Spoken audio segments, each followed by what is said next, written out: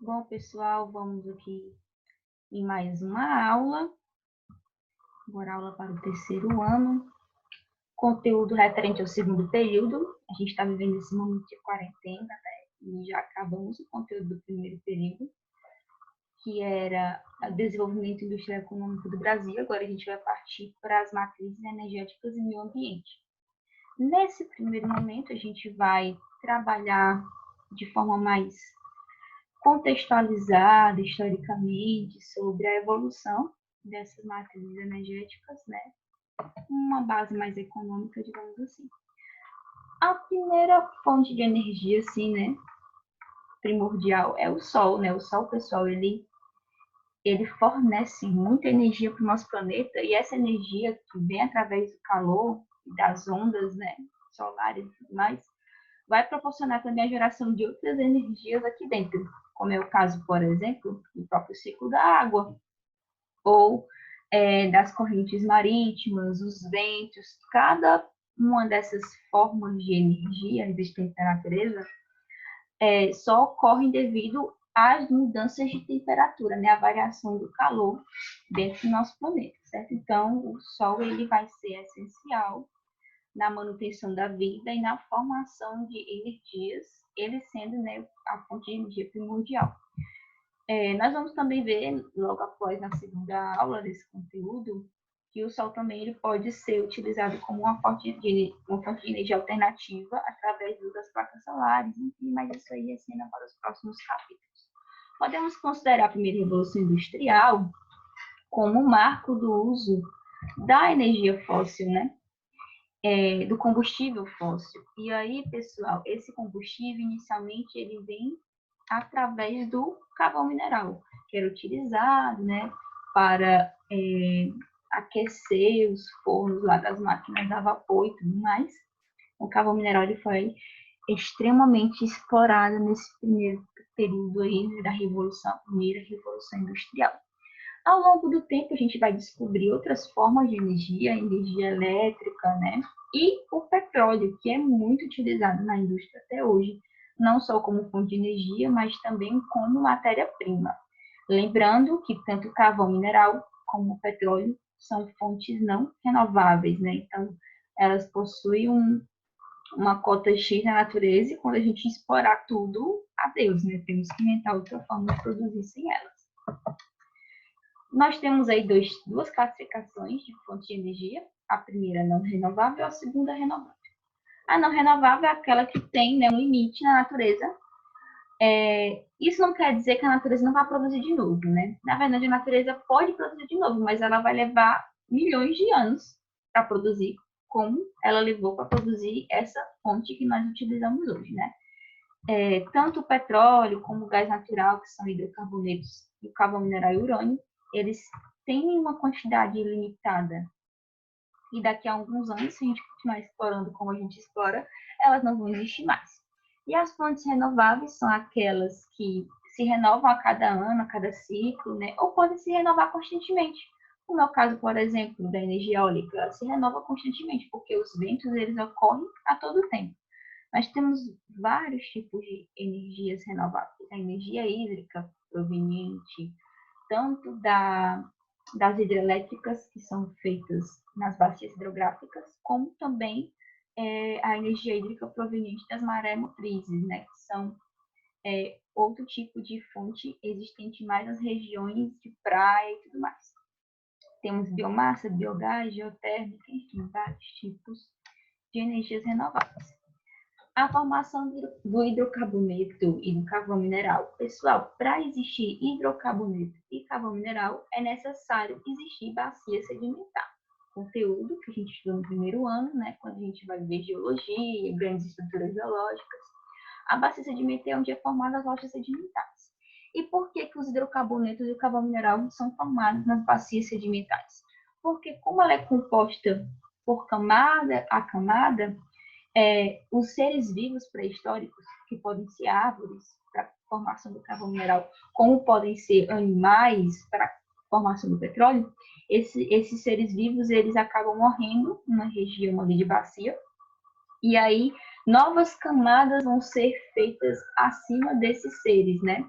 E a inexistência do gás oxigênio vai possibilitar a transformação desse composto orgânico em um composto mineral, tá certo?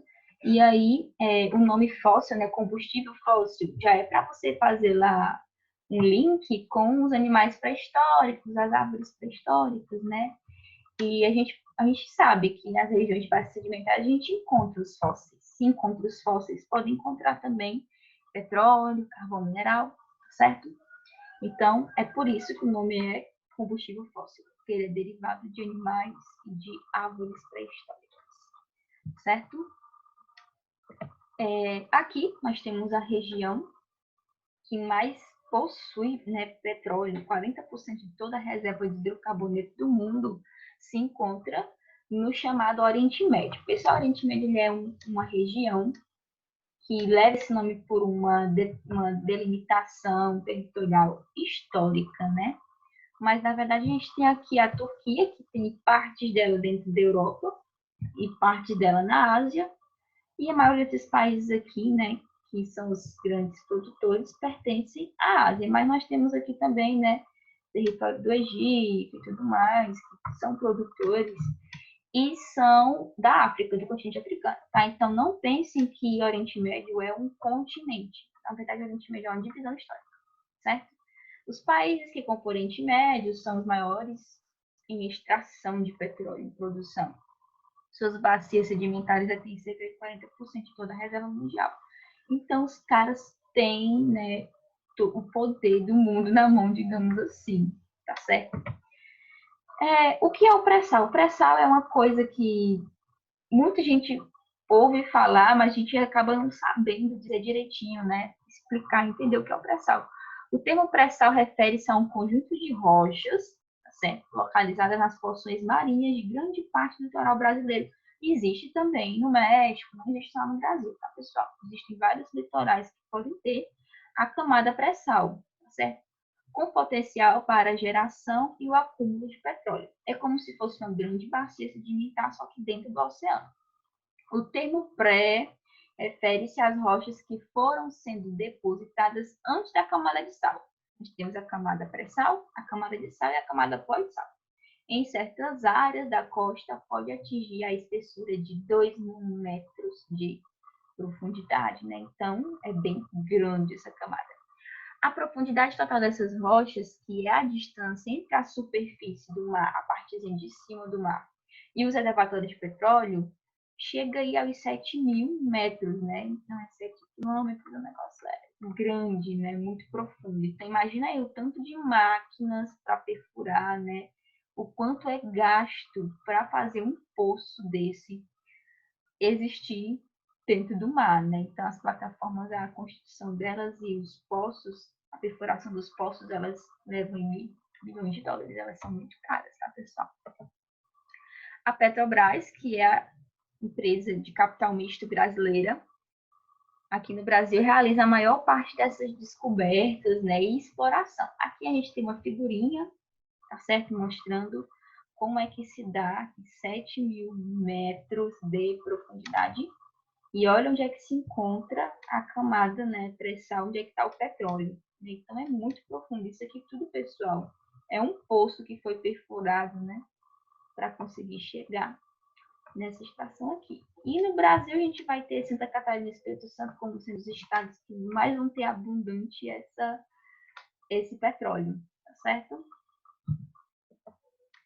As empresas do setor petroquímico, né? Com a invenção do motor a explosão interna, seu uso em veículos, né, carros, motos, aviões, o consumo mundial de petróleo disparou. Né? Quanto mais a gente tem produção de veículos, maior vai ser o consumo, porque esse petróleo, o gás natural que vem junto com a extração do petróleo, eles são fontes de combustíveis para esses tipos de veículos, né? As empresas do setor petrolífero cresceram no mesmo ritmo que o consumo. Então, a gente observa que ao longo das décadas, né, o consumo, não só americano, mas o consumo mundial em si, ele teve só uma crescente, né? Então, quanto mais se consome carros, mais ainda vai se consumir petróleo. Quanto mais se produz plástico, se consome plástico, mais vai ser a necessidade de petróleo também. Algumas dessas empresas tornaram-se multinacionais e formaram grandes cartéis e oligopólios. Conteúdo também lá do segundo ano, tá, pessoal? E aí a gente tem, né, empresas multinacionais riquíssimas que vão se aliar umas com as outras para tentar manipular o mercado a favor delas, né? Porque elas querem enriquecer a nossas custas, ó. Como é o caso aí do Cartel das Sete Irmãs, tá certo? Criado em 1928.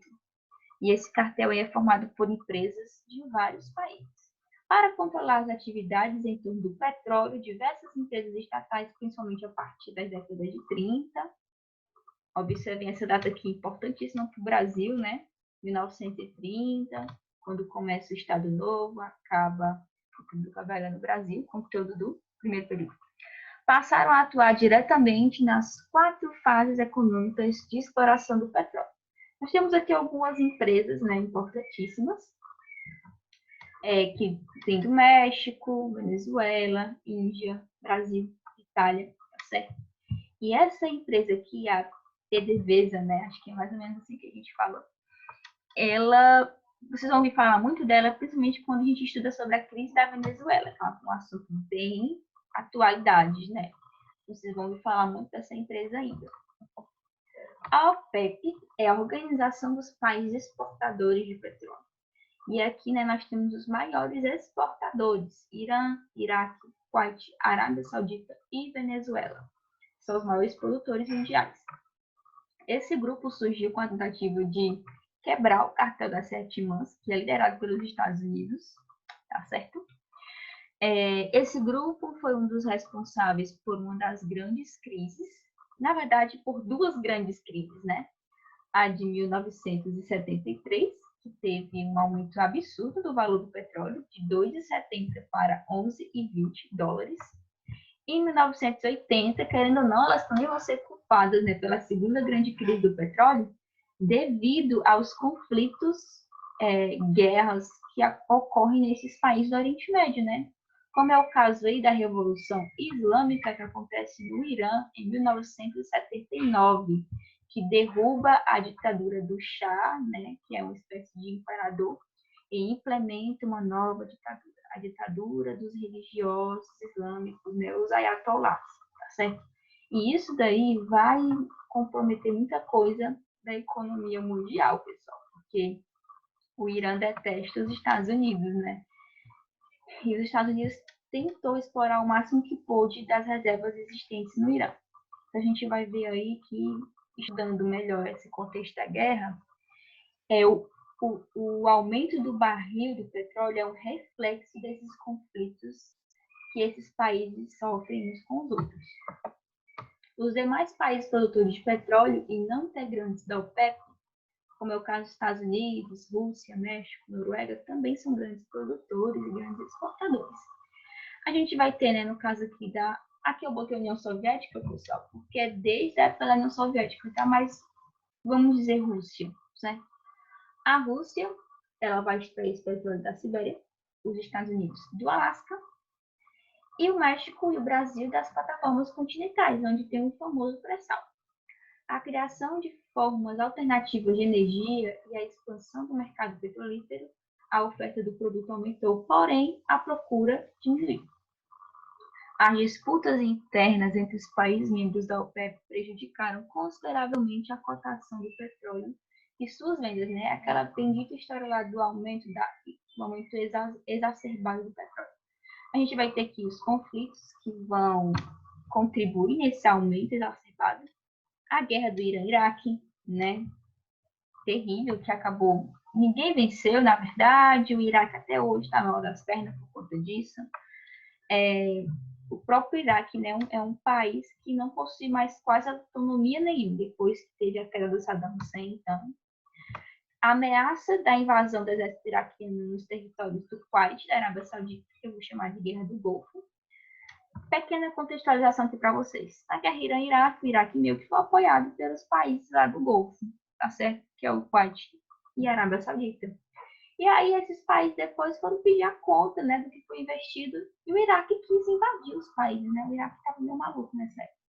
E aí, pessoal, eles acabaram sendo, né, reprimidos por esses países do Golfo, vou chamar de Guerra do Golfo, mas na verdade não foi um conflito tão intenso como foi o conflito Irã-Iraque e a própria Guerra Civil do Iraque, que vai terminar em 2003.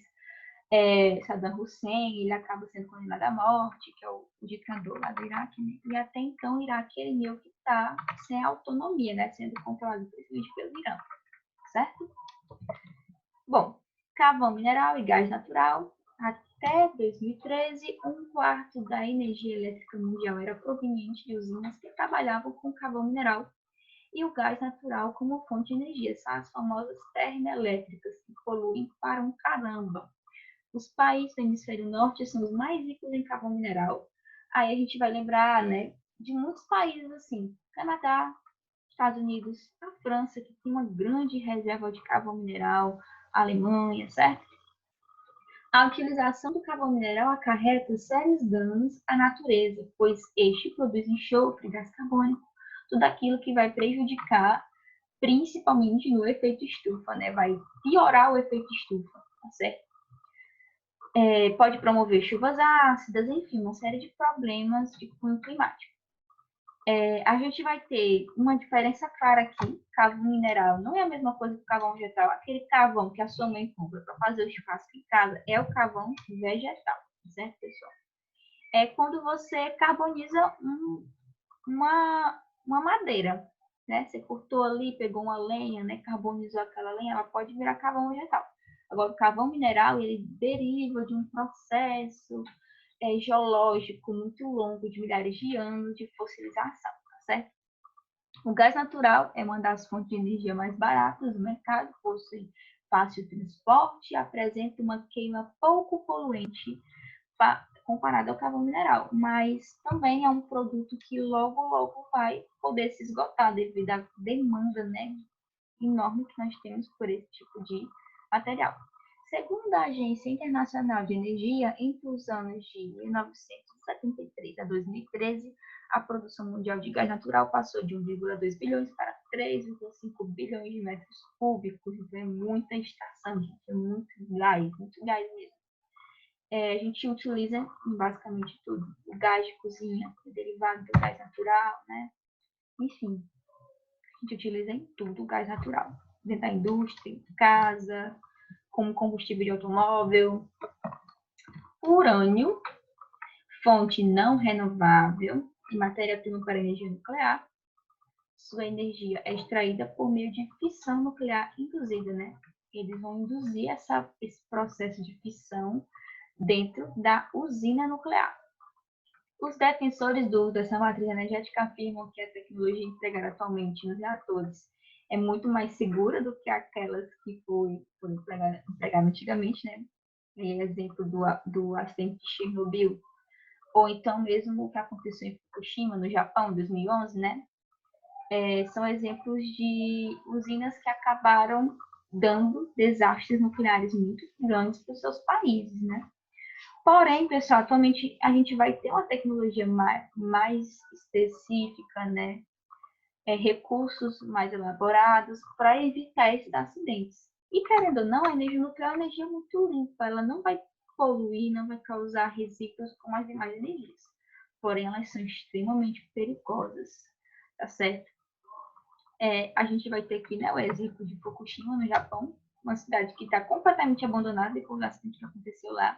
Esse acidente não foi como o de Chernobyl, falhas puramente técnicas, né? Lá no Japão teve um epicentro de terremoto, aconteceu um tsunami e aí um dos reatores entrou em pane e não foi possível resfriá-lo, tá certo? E aí a cidade teve que ser evacuada, abandonada por conta disso.